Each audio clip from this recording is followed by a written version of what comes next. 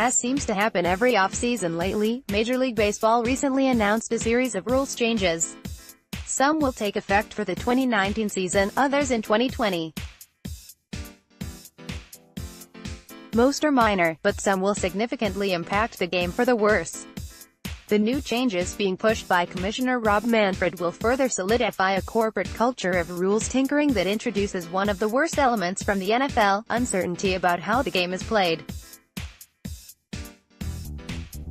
This movement replaces baseball's timeless, adaptable ways with the hidebound legalism that is already strangling the life out of football. Minor changes for now. Some of baseball's new rules are a little different from the old. The total number of visits to the pitcher's mound, currently 6, will now be limited to 5. That's intended to speed up the game, and it might shave a minute from the total time. Breaks between innings will be reduced by 5 seconds, too, again, not too drastic and enough to reduce the dead time by a minute or so. The biggest change in 2019, though, hints at something worse.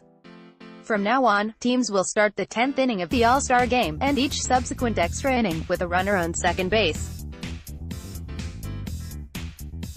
If necessary, these runners could be players who are already removed from the game through substitution. This is something Manfred has proposed before and failed to enact. The goal is to prevent an All-Star game from dragging on forever, and that is understandable. Team owners who pay huge salaries to their players do not want them to exhaust themselves, or worse, injure themselves, in a 20-inning exhibition game. But if it still feels wrong, and it does, it may be because the All-Star game used to be a baseball game. It was an exhibition of baseball's best playing the game they love. Now they will be playing baseball light. Two kinds of players. More changes come in 2020. Increasing the roster from 25 to 26 seems mostly a concession to the union that will be unlikely to affect games all that much, but it impacts a bigger issue: who can pitch, how long they must pitch, and how many pitchers belong on a roster. That dovetails with the other big change, requiring a pitcher pitch to at least 3 batters before he can be removed from the game. There is also a new rule that requires the pitchers on the roster to be capped at a certain number. The exact number is still under discussion. That ties in with 2020's other change, which governs which players can be called two-way players, that is, which players are allowed to be considered both pitcher and non-pitcher taken together. These rules for the first time divide baseball players by rule into 2 classes. From the first baseball game played on an unknown field or town green, until the last pitch of this year's World Series, one thing has been true: anyone on the roster could play any position. Other than the catcher and pitcher, they could be positioned anywhere on the field, too. Baseball's positions long ago became standardized enough that they could be coded by number in the scorebook. But that standardization was a natural process, the collective wisdom of nearly 2 centuries of playing, from the sandlots to the retractable roofed stadiums. Now, Manfred would replace that wisdom with another page in the rulebook. The pitcher limit has exceptions. A position player could pitch if the game went into extra innings, or it was a blowout, a 6-run difference or greater, or if the player was designated as a two-way player. Who gets to be a two-way player? Anyone who pitched at least 20 innings and played at least 20 games at other positions in this year or the previous year. That last bit is a grandfather clause intended to preserve the two-way status of one man, Shohei Ohtani of the Los Angeles Angels, 2018's American League Rookie of the Year. Like the exception that allowed 17 pitchers to throw the spitball after that pitch was banned in 1920, the Ohtani exception preserves the status quo while preventing any new players from following the same path. While it looks like it would be possible for new players to gain exception, the odds of it happening are slim. What position player would be able to pitch 20 innings when the only time he could do so is in blowouts and extra innings? That's not much time to sharpen one's craft. If these rules had existed 10 years ago, Ohtani himself would never have become a two-way player. All of the excitement about his arrival in America, the first true power-hitting pitcher since Babe Ruth, would not have happened.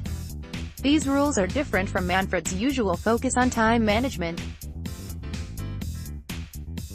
Frequent use of a pitcher for just one batter is a recent innovation, so this looks conservative from a certain point of view. You could say it merely restores the use of relievers to the way it was a couple of decades ago. But it isn't really conservative, it's reactionary.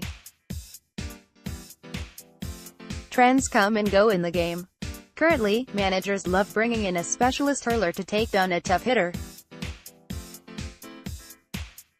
Banning it is not about right and wrong, it's about mandating the fashion that old-timers prefer. Manfred made the game more complicated by tinkering with one or two rules. Manfred caused a cascade of complication in an already fairly complicated sport. That sort of bloat is the natural course of things when a system goes from informal to formal. Most managers already stuck to the same limits on pitchers on the active roster, give or take one or two relievers. And managers almost never used position players on the mound except in a blowout, or in an extra inning game when their bullpens were empty. So what is lost by formalizing the informal? For one, it makes the game needlessly legalistic. Laws beget loopholes. When a pitcher gives up home runs to the first two batters he faces, then falls with a mysterious injury, will the umpires allow him to leave or call the manager out on the lie? We already see this at the end of football games when the need for clock stoppages cause a lot of injuries from which the player miraculously recovers in just one play. Coincidences like that will happen in baseball in 2020, and will cheapen the game just as they have cheapened the NFL. But more than the tedious legalism, the real problem with these rules is the magical moments they take away. With unwritten rules, anything is possible, even if most things are unlikely. Had baseball always codified the rules on who is permitted to pitch, we would never have games like the one on September 8, 1965 between the California Angels and the Kansas City Athletics, when Bert Campaneris played all 9 positions in a single game. Under the rules set to take effect in 2020, this unique event could never have taken place. Campaneris would not have qualified as a two-way player. That one inning was the only time he pitched in his 19-year MLB career. The game was not a blowout. It ended 5-3 in favor of the Angels. And while it went to extras, Campy's turn on the mound came in the 8th. Baseball is a curious mix of state and dynamic. The rules are mostly unchanged for a century, but the game is one of constant adjustments. Defensive shifts, launch angles, and frequent substitutions all seem new and different, but they are no threat to a game that calmly adjusted to changes far larger in the past. Codifying that which was once tradition leaches all of the serendipity from the national pastime. Manfred, the owners, and the players' union should think twice before letting the tedium of rules and exceptions take the place of the fluid, ever-changing, yet still eternal game.